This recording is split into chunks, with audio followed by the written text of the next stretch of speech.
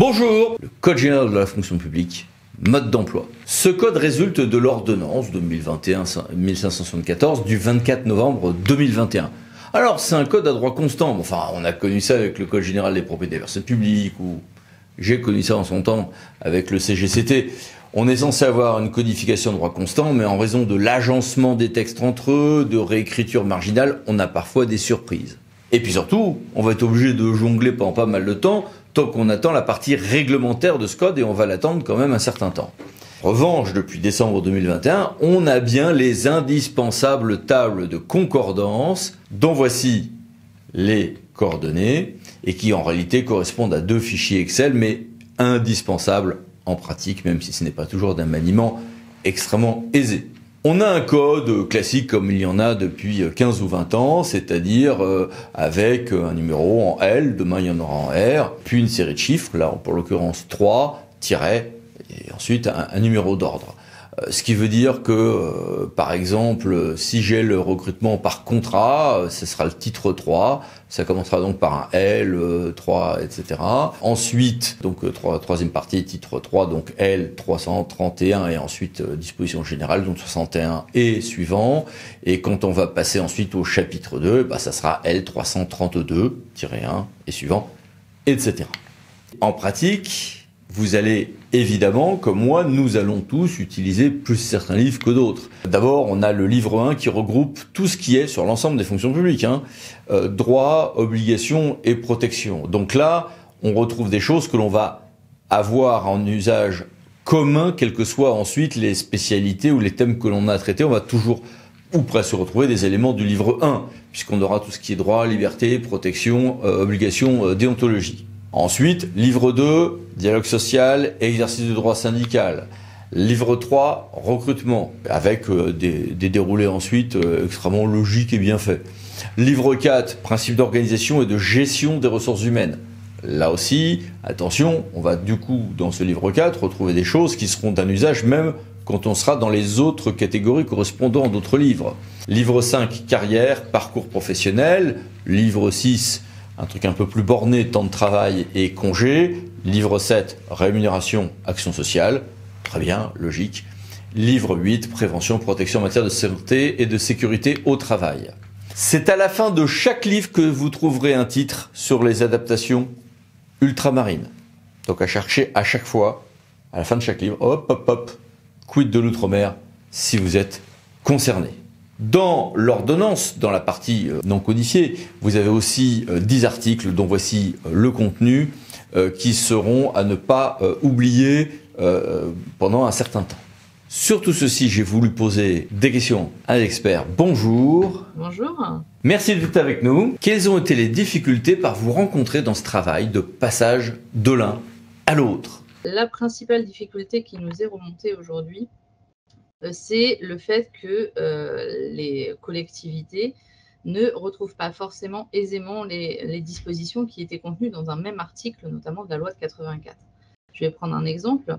L'article 9 bis A de la loi du 13 juillet 83 qui prévoit la mise en place du rapport social unique, aujourd'hui est codifié aux articles L231.1 à L231.4 du Code général de la fonction publique. Pourquoi ?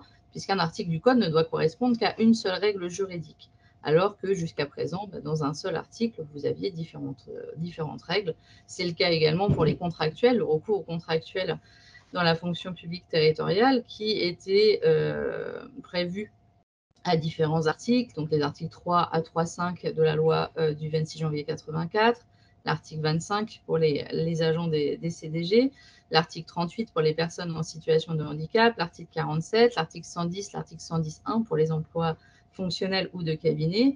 Aujourd'hui, l'article 3, par exemple, de la loi du 26 janvier 84 est codifié dans différents articles, et notamment le L332-23 à L332-26 du Code général de la fonction publique. Donc, quand les collectivités ont à mettre à jour leurs actes juridiques, c'est vrai qu'il faut qu'elles appréhendent ce fait qu'il y a plusieurs articles qui correspondent à un même article de la loi de 84.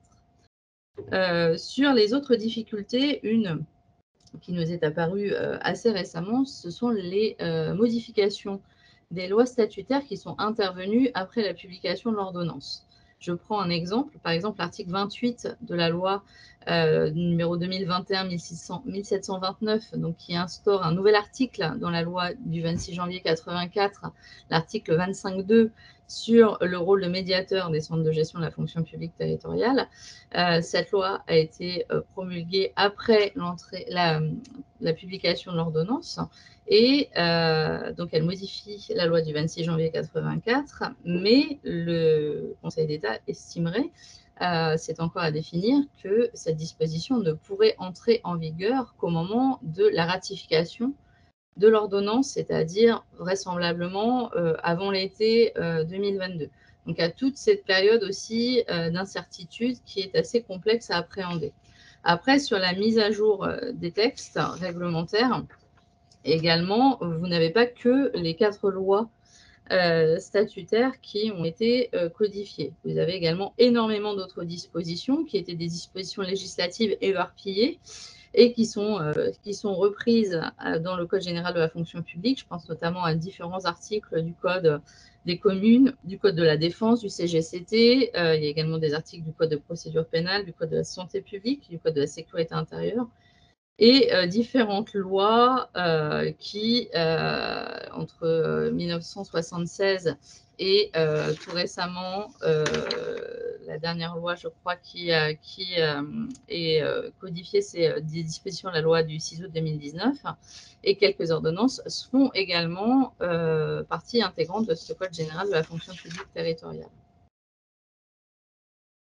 Peut-être une dernière aussi question qui s'est posée, c'est que cette codification a eu pour impact de retirer les dispositions qui étaient redondantes, obsolètes, voire réglementaires et qui s'étaient insérées, glissées dans les lois statutaires. Et c'est vrai qu'aujourd'hui, elles n'ont pas été reprises, ces dispositions, dans la codification. Il peut y avoir une certaine période de flou, entre guillemets, pour les gestionnaires des collectivités territoriales ou les autres acteurs qui sont amenés à travailler sur le droit de la fonction publique pour retrouver ces dispositions ou voilà, pour ne pas voir qu'il y a un vide juridique. Ce sont des dispositions qui existaient normalement également dans des décrets. Voilà ce qu'on pouvait, les premières appréhensions qu'on peut avoir du code. Ah oui, je pense, excusez-moi, juste un dernier élément également. Le code a pour objet de réunir dans les mêmes articles des dispositions qui aujourd'hui s'appliquent dans les 3 lois statutaires, qui sont interfonctions publiques. Et il m'est paru aujourd'hui une collectivité qui nous a saisis récemment pour nous dire l'article 136 de la loi de 84.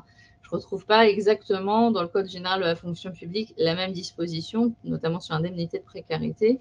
On a en effet une disposition un peu rédigée différemment.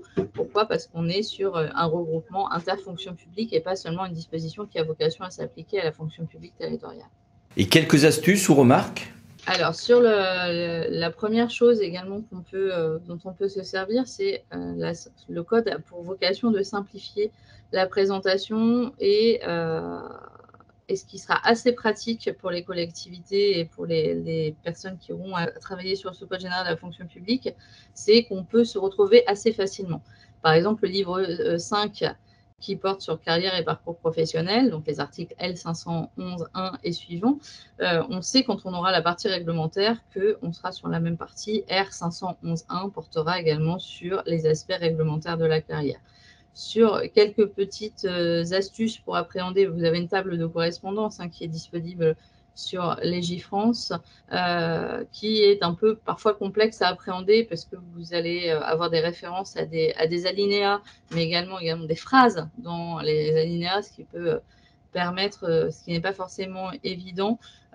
Sur ce point, je vous conseille également d'aller sur les sites, notamment les circulaires qui vont être mis en place dans les centres de gestion, parce qu'il y a notamment certains centres qui ont mis en place des tableaux, notamment, je vais citer le CDG 59, qui a mis des tableaux, notamment sur les contrats actuels, les articles 3, 3.1, 3.2, 3.4 et 3.5 de 3.3, 3.4 et 3.5 de la fonction publique territoriale, avec en face les correspondances, avec les bonnes phrases, avec le bon code du CG fonction publique. Bien, merci beaucoup. Au revoir. Merci Eric. Et à bientôt pour une nouvelle vidéo, les 5 minutes juridiques. Parlons d'associés pour VK. Pensez vous abonner. Merci, au revoir.